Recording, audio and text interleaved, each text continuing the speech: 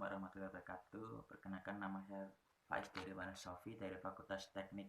Di sini saya akan menjelaskan singkat tentang budaya organisasi. Pengertian budaya organisasi: budaya berasal dari kata budaya atau bahasa Sanskerta yang artinya budi atau hati nurani. Suatu bangsa dikatakan berbudaya tinggi dapat dilihat dari tinggi budi dan akal para warganya dalam bentuk keanekaragaman hasil budayanya.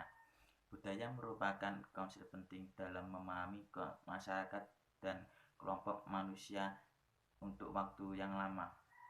Budaya adalah sebagai gabungan kompleks asumsi tingkah laku, cerita, mitos, metafora, dan berbagai ide lain yang menjadi satu untuk menentukan apa arti menjadi organisasi masyarakat tertentu. Budaya organisasi memberikan ketegasan dan mencerminkan spesifikasi suatu organisasi sehingga berbeda dengan organisasi lain. Sehingga budaya organisasi dapat disimpulkan sebagai nilai-nilai yang menjadi pegangan sumber daya manusia dalam menjalankan kewajibannya dan juga perilakunya di dalam suatu organisasi. Menurut sains budaya, organisasi memiliki 3 tingkat, yaitu 1. Artifak adalah hal-hal yang ada bersama untuk menentukan budaya dan mengungkapkan apa sebenarnya budaya itu kepada mereka yang memperhatikan budaya. 2. Nilai-nilai yang didukung adalah alasan yang diberikan oleh sebuah organisasi untuk mendukung caranya melakukan sesuatu. 3. Asumsi dasar adalah keyakinan yang dianggap sudah ada oleh anggota suatu organisasi. Menurut Stephen B. Robbins, mengelompokkan bentuk budaya organisasi yaitu network kultur, makery kultur, fragment kultur, dan komunal kultur. Network 1. Network kultur. Organisasi memandang anggota sebagai keluarga dan teman, act on social body but love and solidarity. Orang-orang network kultur sangat bersahabat dan sukaria dalam gaya cenderung berbicara tentang bisnis secara bebas. 2. Mercury kultur. Organisasi berorientasi pada tujuan. Komunikasi cenderung cepat, langsung, dan dikendalikan dengan cara yang tidak ada yang tidak mungkin. 3. Fermented kultur. Budaya ini menggambarkan orang yang bekerja dengan sedikit melakukan kontak, bahkan saling tak mengenal. 4. Komunal kultur. Anggota organisasi sangat bersahabat dan bergaul baik secara pribadi maupun secara profesional. Disebutkan bahwa keberhasilan dan memahami dan mengaplikasikan budaya perusahaan berpengaruh terhadap kesuksesan perusahaan. 1. Cermin perilaku eksekutif perusahaan. Selama ini sebagian pembisnis bersikap acuh pada budaya perusahaan, padahal pemilik perusahaan memberi warna dominan dalam roda bisnis.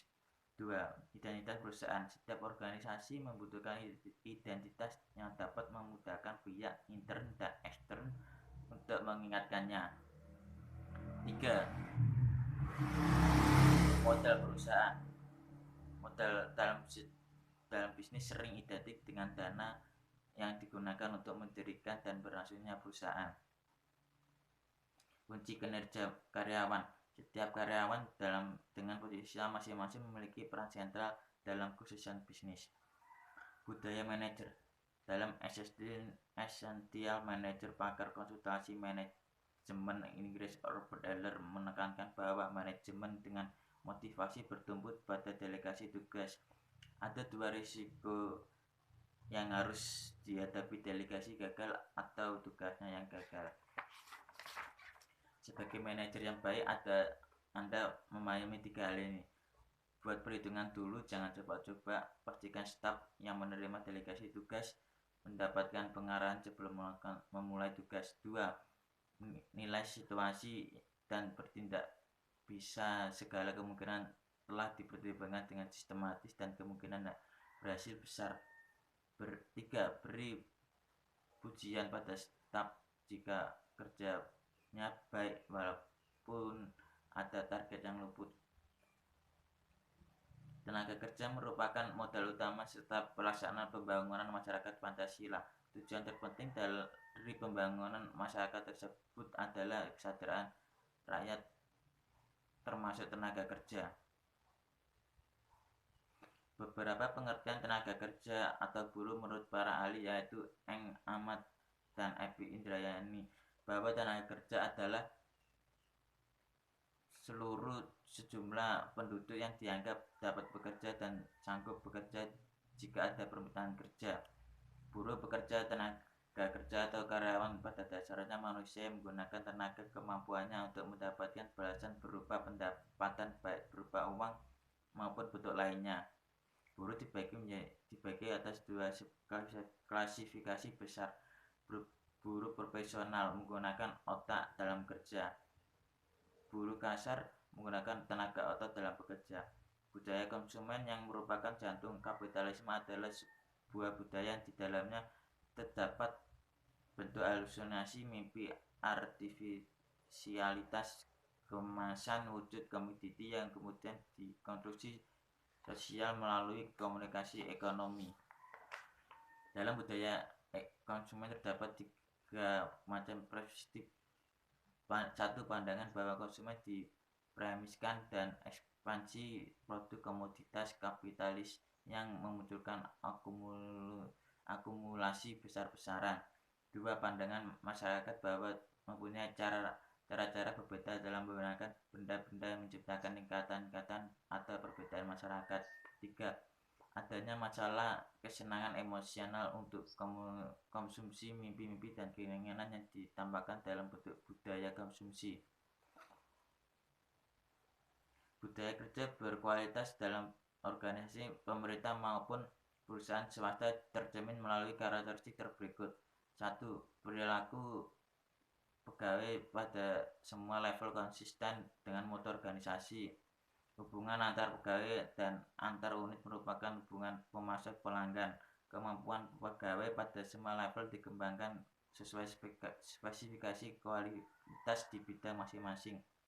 Budayaan Barat adalah kebudayaan dengan yang cara pembinaan kesadarannya dengan cara memahami ilmu, pengetahuan, dan falsafat. Kebudayaan Timur adalah kebudayaan yang cara pembinaan kesadarannya dengan cara melakukan berbagai macam pelatihan fisik dan mental. Memahami dar hidup produk sebagai pendamping dar hidup organisasi. Bauran pemasaran marketing mix. Baruan pemasaran adalah paduan strategi produk, promosi, tempat dan harga yang bersifat unik yang dirancang untuk menghasilkan pertukaran yang saling memuaskan dengan pasar yang dituju. Sekian penjelasan dari saya. Assalamualaikum warahmatullahi wabarakatuh.